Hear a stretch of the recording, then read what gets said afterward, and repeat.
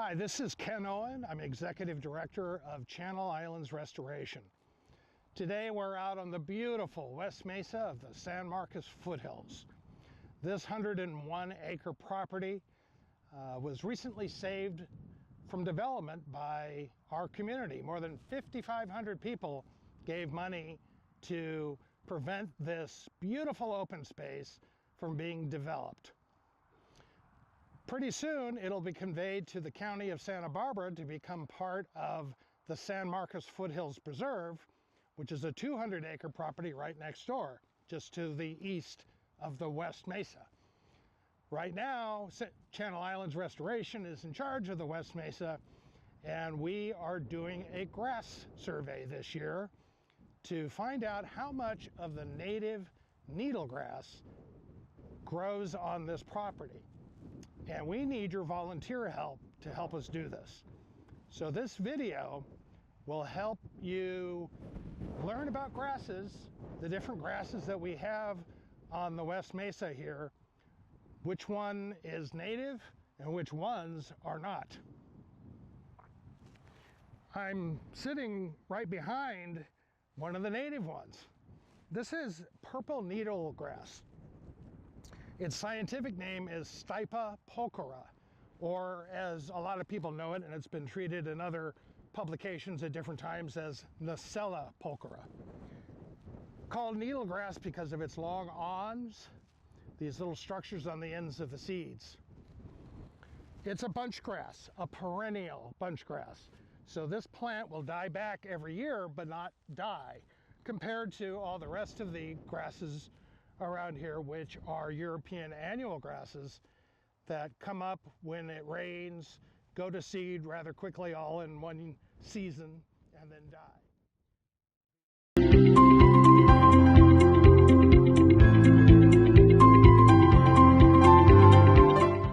Looking at a small patch of purple needlegrass right here next to a large patch of non-native wild oats. So we want to be able to distinguish the purple needlegrass from the wild oats. The first thing you notice is that some of these grasses are in bunches, and some of them are not. So as an example, this is a purple needlegrass right here. I'm deliberately moving this over like this because it's not. But this is, even if I wanted to pull it out, I couldn't. The roots on these can be 20 feet deep. But next to it is an Italian ryegrass, and it's a single stalk.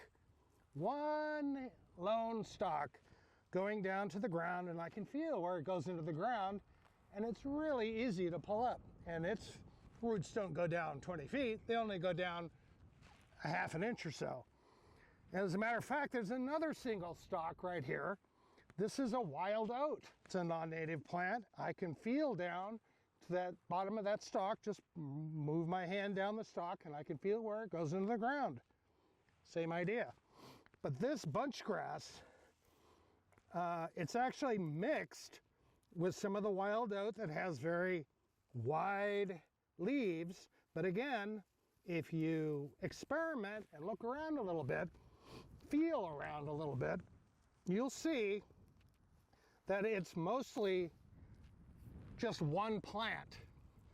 All comes down to one single root system.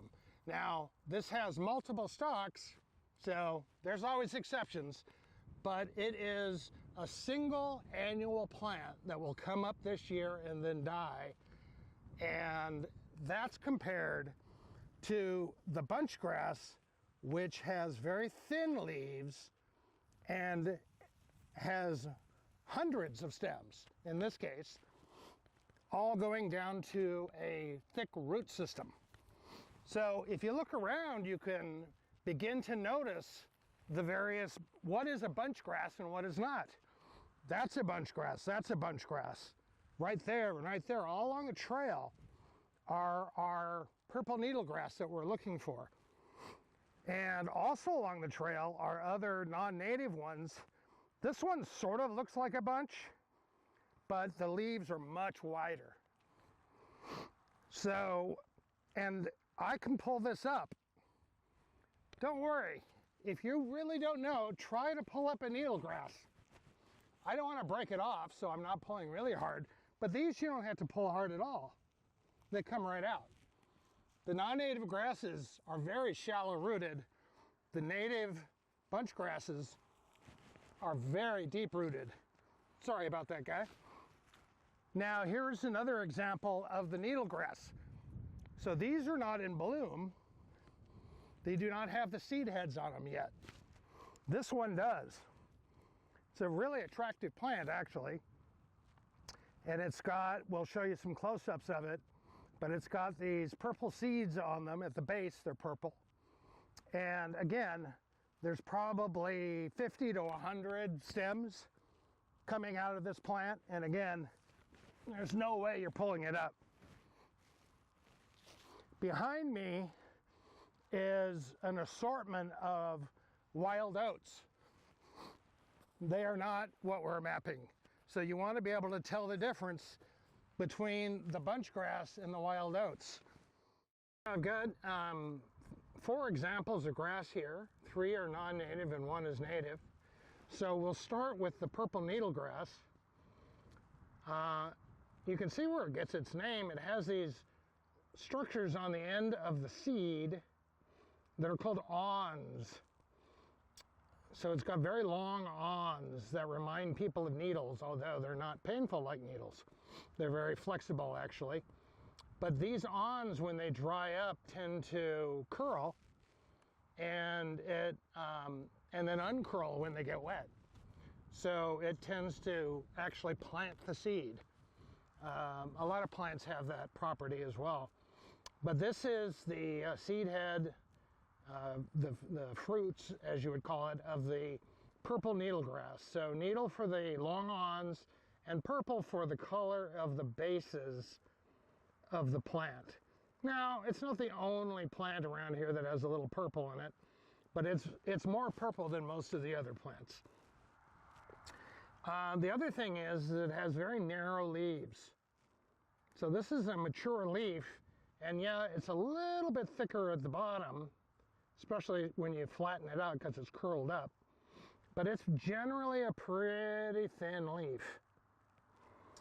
Compare that to wild ryegrass, which has quite an amazing structure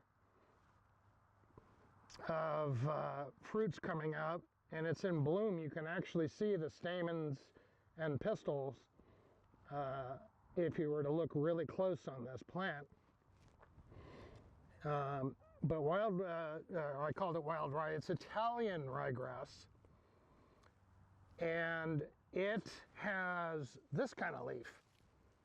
So a very, very broad leaf compared to the tiny leaf of the needlegrass. Plus the needlegrass is a darker color.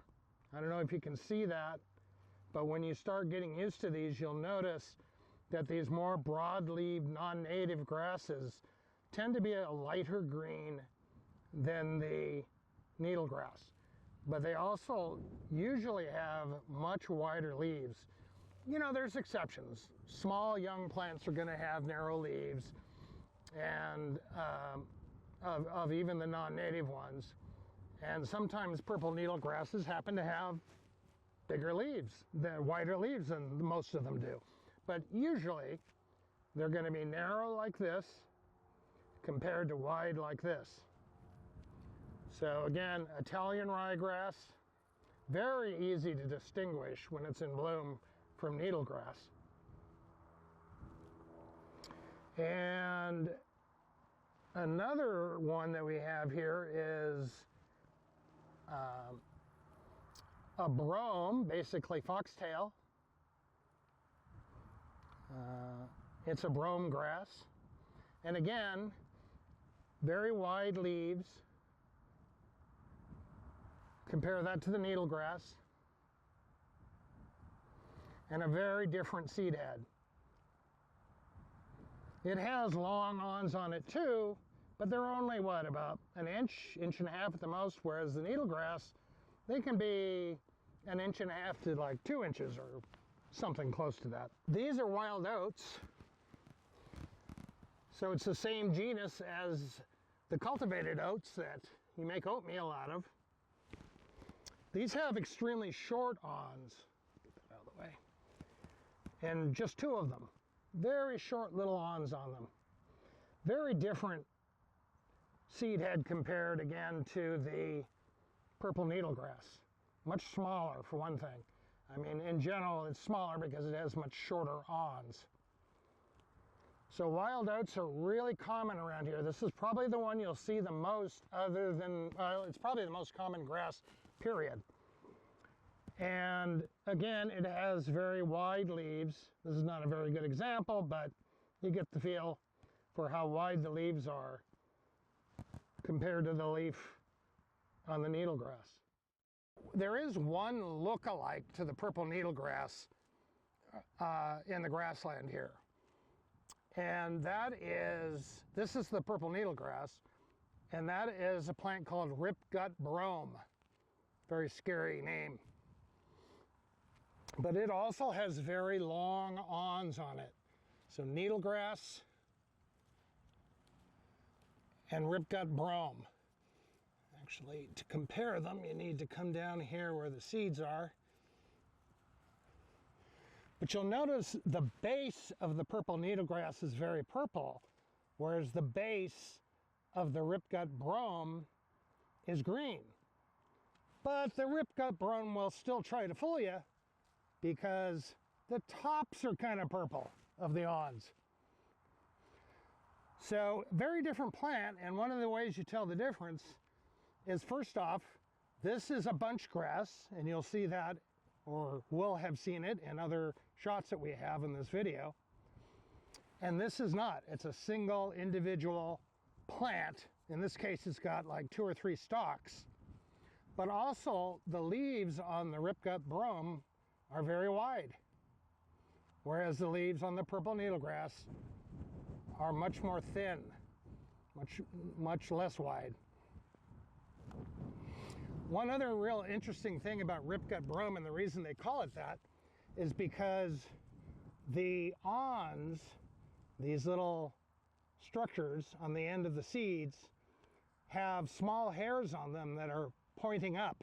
So you can run your hand up like this and not feel any resistance. But if you hold the end of the awn and then try to run your hand down this way, you meet a lot of resistance, especially as it matures. Whereas with needlegrass, it doesn't matter which way you run your hands, it's just smooth. So that's one way to tell the difference. But for me, the biggest difference between these 2 grasses is the width of the leaf, which can vary, because this could be a small one with a narrow leaf, and this can be a really big old one with a wide leaf. But the real difference is this one grows as an individual little annual plant with a tiny little root system, whereas this one grows in bunches that are pretty much impossible to pull out. You'd break them off before you'd be able to pull up the roots on this grass.